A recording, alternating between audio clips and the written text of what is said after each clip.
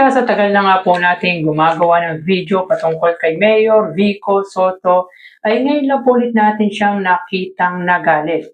The last time na nakita nga po natin siyang nagalit ay nung sitahin nga po nito yung barangay captain ng Barangay Santolan. Kung hindi po tayo nagkakamali ay Barangay Santolan po yun, na kung saan ay hindi nga po or sinisita nga po ng barangay yung mga driver or tricycle na nanggagaling nga po sa Marikina. At dahil doon mga kaparokya ay magsasampa nga daw si Mayor Vico Soto ng kasong administratibo kung ipagpapatuloy ng barangay ang pagsita sa mga tricycle driver na nanggagaling nga po sa Marikina. At ngayon po mga kaparokya, muli po natin nakitang nagalit. Hindi po galit, kundi galit na galit guys si Mayor Vico Soto sa kanyang nalaman. Bakit kanyo mga kaparokya? Sapagkat na i-involve nga po sa korupsyon ang alay, kakampi, kasangga nito sa giting ng Pasig mula sa Barangay Manggahan. So sa mga taga-Pasig dyan, alam nyo kung sino ang barangay captain ng Barangay Manggahan. At yan nga po ay walang iba kundi si King Cruz. If I'm not mistaken, mga kaparokya, ay si King Cruz nga po ang isa sa original member ng giting ng Pasig and known as alay nga po ng good mayor. So panoorin natin to guys. Gusto natin bigyan ng benefit of the doubt ng ibang tao.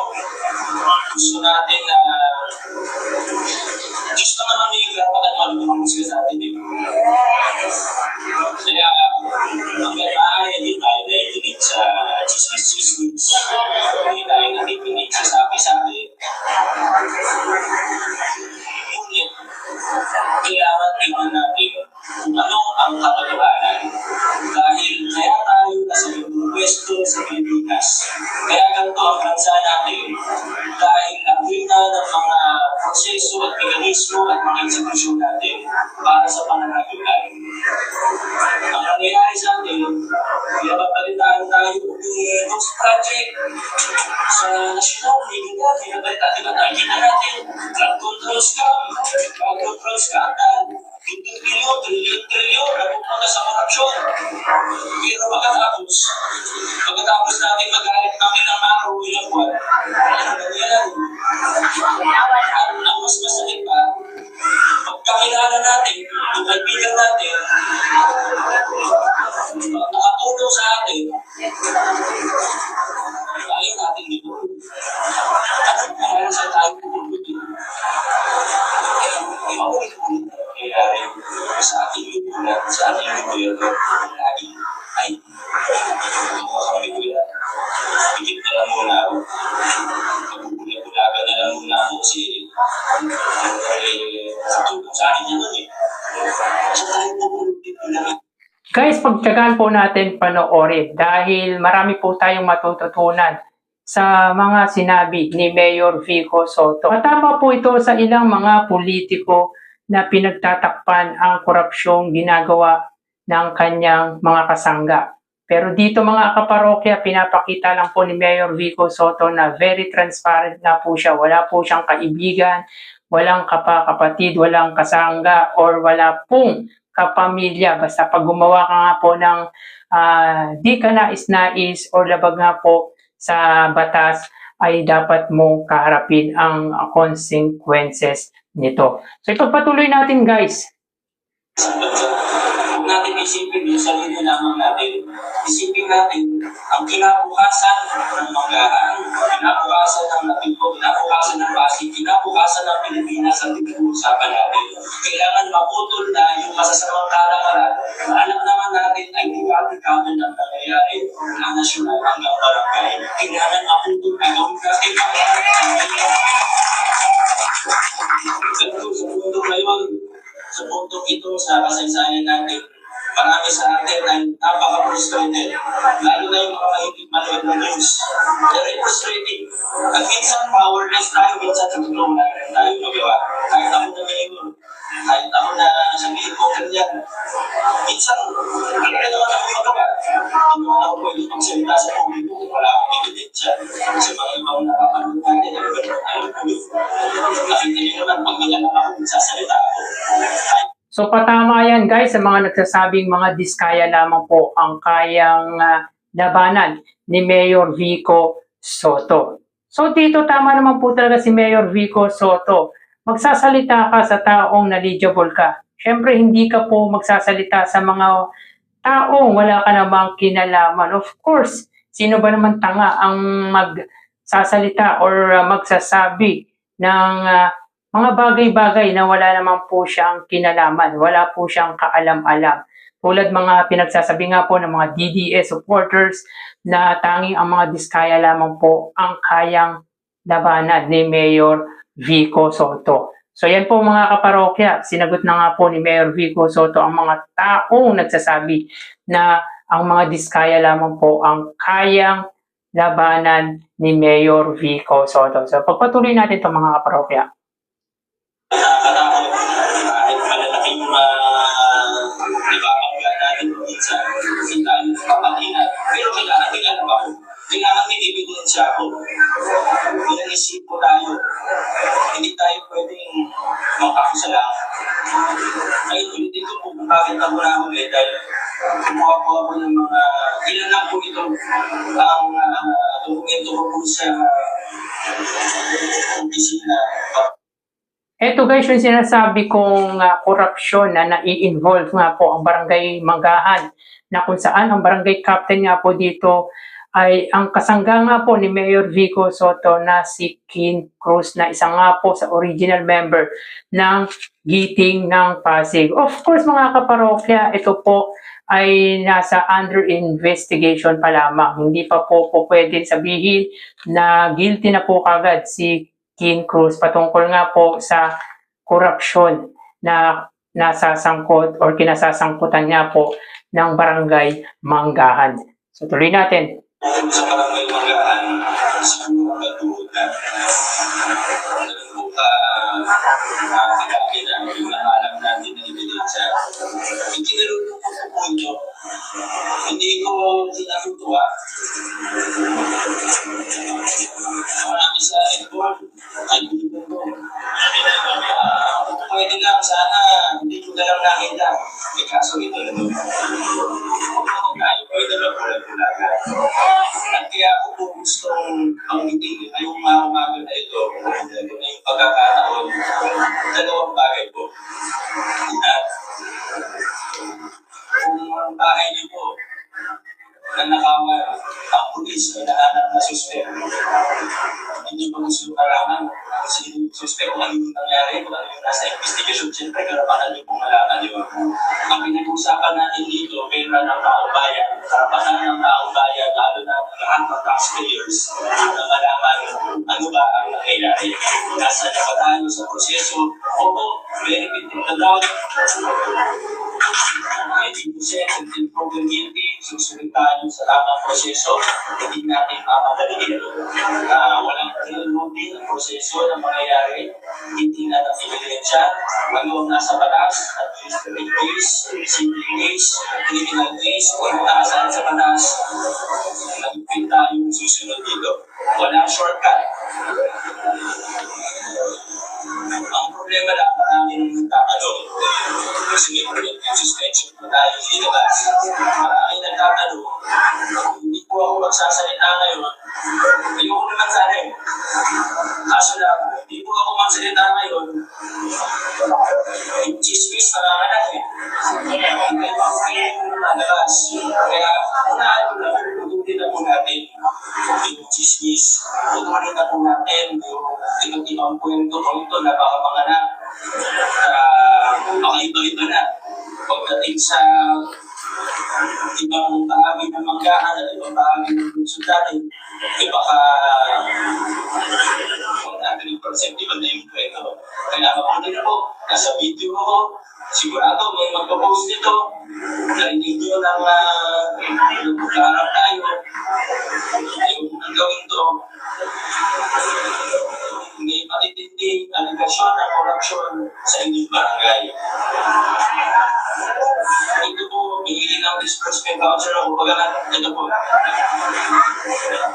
Dala ko po marami kasi may na po sa papel. Sa cellphone ko dala po babasahin. Kasi mas nakalakad na po siya. Ibigay ko po kayo ng ilang halimbawa. Marami naman staff ng barangay dito, pati mga kagawad nandito. Sila po magsabi kung may ganito ba talaga o wala. Ilang halimbawa lang po ito, hindi pa lahat ay nakapile kasi gusto natin makita yung kaso. Disbursement voucher, purchase of supplies for conduct various deals. Binabasa ko na po kung paano siya nakasulat. In the amount of 548,500 pesos. Ano po yung mga various deals na ito? Kailan po siya ginawa? Wala po kami pahanap na any proper documentation na nangyari po yung mga sinasabing deals na ito at siya abot sa 519,000 pesos. Bibigyan para pagkakataon para magpaliwanag ang lahat. Pero ito na po yung ilan sa mga nakita natin. Ilan lang po ito kasi abutin tayo ng gabi dito kung isa-isa rin po natin sa totoo. Pangalawang disbursement voucher, payment for the purchase of BNS and first aid. Amount of 589,485 pesos. Dahil yung total amount na nakalagay dito, 566,423 pesos and 30 centavos. Ganun din po. Wala tayong makita ang ebidensya na naganap talaga nangyari talaga itong project na ito. Meron pa ako nakita street signages. Ako ito. Nagkakuna dito, naghahanap ako ng maayos na street signages. Yung ito, isa sa matindi. Isa sa pinakamila. Payment for the purchase of wheelchairs in the amount of 249,800 pesos. Tapos yung lumabas na pera, 235,736 pesos and 43 centavos. Pati tao hindi makalakad, hinakawan. Diyan po guys, galit na galit si Mayor Vico Soto. Diyan po talaga lumabas ang galit ni Mayor Vico Soto dahil pati ang mga taong hindi po makalakad ay ninakawan ng kung sino man pong opisyal ng barangay Manggahan. Kahit ilang piraso, nagaling sa pundo ng barangay, hindi mo dumikit na po siya. So guys, hindi na po natin, puputulin na po natin, pero yun nga po mga kaparokya, dyan po nagalit si Mayor Vico Soto sapagkat ninakawan niya po pati yung mga taong hindi na nga po makalakad. So dito mga kaparokya ay mahigit 1 million. Ito lang po yung binanggit ni Mayor Vico Soto sapagkat marami pa nga pong items ang nakalap nila. Pero ito ang ilan sa mga nabanggit ni Mayor Vico Soto at ang pinakamalaga dito guys para kay Mayor Vico Soto na sobrang ikinagalit niya ay ang wheelchair para sa mga taong hindi po makalakad. So ayon nga kay Mayor Vico Soto ay pati ang mga taong hindi po nakakalakad ay ninakawan ng mga opisyales ng barangay Manggahan. So guys, pasensya na, medyo matagal po ang video na pinanood po natin. Siyempre gusto ko rin po sa inyo iparinig yung word of wisdom at ilan nga po sa mga ituturing natin na patama na para sa mga DDS supporters na kung saan ay yun po ang yung narrative, yun po ang mga narrative nila kay Mayor Vico Soto na kesyo ang mga diskaya lamang po ang kayang labanan ni Mayor Vico Soto. But anyway mga kaparokya, totoo naman po ang sinabi ni Mayor Vico Soto, pati ang mga taong hindi po makapaglakad ay ninakawan ng barangay. So dito mga kaparokya ay sa unang disbursement voucher ay nagkakalaga nga po ng 548,500 pesos. Sa ikalawang voucher nga po ay 589,485 pesos at sa wheelchair nga po mga kaparokya ay 249,800 pesos. So more than 1 million nga po ang amount na dinetali nga po dito ni Mayor Vico Soto. Pero ilan lang po ito mga kaparokya, marami pa po na mga items ang hindi po idinetalye ni Mayor Vico Soto. So, yun nga po mga kaparokya, dito pinapakita ni Mayor Vico Soto yung pagiging transparent niya. Walang kaibigan, walang kapakapatid, walang kasangga, basta kapag lumabag ka nga po sa batas at kapag na-involve nga po sa korupsyon, ay dapat mong karapin ang consequences na iyong ginawa. So ngayon po mga kaparokya ay under sa preventive suspension ang barangay captain na si Kin Cruz. Si Kin Cruz po mga kaparokya ay isa sa original member ng Giting ng Pasig, naging konsehal nga po si Kin Cruz bago po tumakbo bilang barangay captain.